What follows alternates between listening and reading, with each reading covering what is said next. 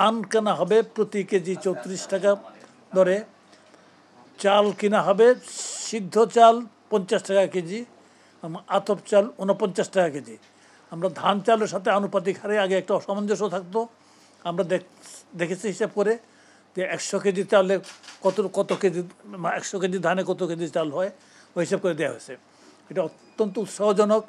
এটা করতে দেওয়া কৃষকদের মধ্যে যেমন উৎসাহ দেখা দিচ্ছে, অ্যাজ ওয়েল এজ মিলারদের মধ্যেও, তারাও তো তাদের প্রোডাক্ট বিক্রি করতে চান, লাভে বিক্রি করতে চান, তাদের মধ্যে উৎসাহ দেখা দিচ্ছে। এর মধ্যে বেশ কিছু চুক্তি হয়ে গেছে। আজকে থেকে সংগ্রহ শুরু হবে ইনশাল্লাহ। আপনারা, আমাদের সর্বশেষ মেয়াদ আছে ফেব্রুয়ারি, তা আপনারা জানেন ফেব্রুয়ারি যেহেতু জাতীয় নির্বাচনের জন্য নির্ধারিত, সুতরাং আমাদের মাঠ প্রশাসনের সাথে যারা যত ডিপার্টমেন্ট আছে, জেলা প্রশাসন তো বটেই, এখানে খাদ্য ডিপার্টমেন্টের লোকেরাও কিন্তু ইলেকশনের কাজের সাথে জড়িত থাকবে। কেউ প্রিসাইডিং অফিসার হবে, কেউ পোলিং অফিসার হবে, বিভিন্ন রকম জড়িত হবে। সুতরাং এর আগে প্রায় সবটা সংগ্রহ করে ফেলার জন্য ইনশাল্লাহ আমরা চেষ্টা করব। আমরা আশা করছি যে টার্গেট যেটা দেওয়া হয়েছে, আপনারা জানতে পেরেছেন এর মধ্যে যে আমরা 50,000 টন ধান, 5 লাখ টন সিদ্ধ চাল আর 50,000 টন আতপ চাল এটা দেওয়া হয়েছে। এটা টার্গেটটা কিন্তু মিনিমাম, তাদেরকে যেটা আমরা বলেছি টার্গেটটা মিনিমাম। ম্যাক্সিমাম যত করতে পারে, এটা অর্থ মন্ত্রণালয় থেকে আমাদের টাকার অভাব হবে না এই জন্যে, কারণ আমরা যত বেশি করতে পারবো তত বিদেশ থেকে আমদানি কমাতে পারবো না। প্রোডাকশন ব্যাপারটা হচ্ছে কি জানেন, আমাদের প্রোডাকশনের ধান চালের উপরে আগে চালের উপরে শুধুমাত্র ধরা হয়তো, মানুষের হিসাব ধরা হয়তো, একটা হিসাব কিন্তু আমরা এখনও ধরে নেই। ইদানিংকালে আমাদের food and agriculture organization FAO যেটা বলা হয়, তাদেরকে একটা জিনিস আমাদের চোখে আঙুল দিয়ে দেখিয়ে দিয়েছে, নন হিউম্যান কনজামশন বলতে যে জিনিসটা আছে, আমাদের গরু ছাগল চাল খাচ্ছে, হাঁস মুরগি চাল খাচ্ছে, তা মাছ চাল খাচ্ছে, ওইটা আমাদের হিসাবে ধরা নেই। সুতরাং এইগুলি হিসাব করে আমাদের কিছু পরিমাণ থাকে, কিছু পরিমাণ ঘাটতি থাকে। আর আমরা মূলত সবটা মার্কেটের যত হচ্ছে, মূলত মার্কেট তো প্রাইভেট সেক্টর থেকে কিনতেছে। আপনারা যে চালের বস্তা কিনতেছে এগুলো প্রাইভেট সেক্টরে, কিন্তু আমরা PFDR যেটা আছে, পাবলিক ফুড ডিস্ট্রিবিউশন সিস্টেমের বিতরণের জন্য আমরা একটা মজুদ গড়ে তুলি।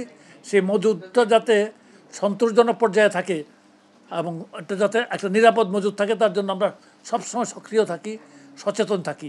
ইউনিভার্সাল অ্যাকাউন্ট মানে এক অ্যাকাউন্টে অনেক সুবিধা। FDR এর মতো হাই প্রফিট, সেভিংস এর ডেইলি প্রফিট, অ্যাকাউন্টের মতো ট্রান্সফার ও লোন সুবিধা। অ্যাকাউন্ট খুলুন আজই। তার জন্য আমাদের কিছু পরিমাণ আমদানিও করতে হয় আর আমরা সংগ্রহ করতে হয়। বড়তে আমরা রেকর্ড পরিমাণ সংগ্রহ করেছি এই বছর, আপনারা জানেন। আর যেহেতু আমাদের পাবলিক ফুড ডিস্ট্রিবিউশন সিস্টেম ক্রমান্বয়ে সম্প্রসারিত হয়েছে, এই গভর্নমেন্ট অন্তর্বর্তীকালীন সরকার আসার পরেও কিন্তু আমরা খাদ্য বান্ধব কর্মসূচি বলতে যেটা বলা হয়, সবচেয়ে বড় কর্মসূচি যেটা আমাদের, এটা আগে 5 লাখ, মানে 5 মাস দেওয়া হতো 50 লাখ লোককে, 50 লাখ পরিবারকে 30 কেজি করে চাল 15 টাকা দামে। আমরা এটাকে করি 6 মাস ব্যাপী, এটাকে কর্মসূচিটা চালনা করি।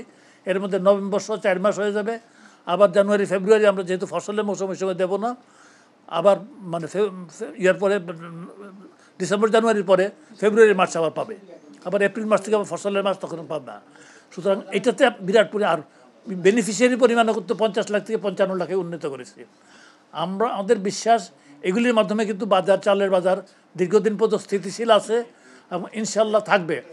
অ্যাজ ওয়েল এজ একটা কথা সবসময় বলি যে এই সরকার কিন্তু পরবর্তী সরকারের জন্যে বিভিন্ন পর্যায়ে কাজগুলিকে কমফোর্টেবল রেখে যাবে, এই ব্যাপারে আমরা কমিটেড। আমরা কিন্তু খুব দায়িত্বশীলভাবে কাজ করতে চেষ্টা করব।